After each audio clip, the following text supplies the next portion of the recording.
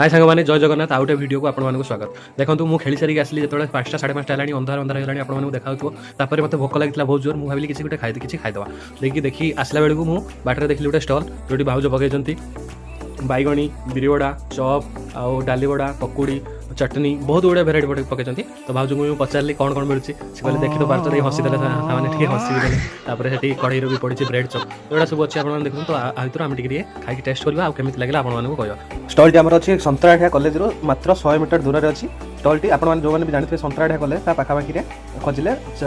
बेलबी 4 रू राति 9टा जाए खुला होची आपने भी आसिक खाईपारे बहुत टेस्टी खाଇବା आम तो खाई आगुरी आउ जस्ट खाई वीडियो बनाने आसलु तो देखो ब्रेड चप भी पड़ी ब्रेड चप देखिए केते बड़ बड़ से 5 टंका आप भावी 10 टंका कि 15 टंका बहुत कम रेट आपने देखिए बहुत कम रेट एगुड़ा आप भावी बहुत दाम तो आम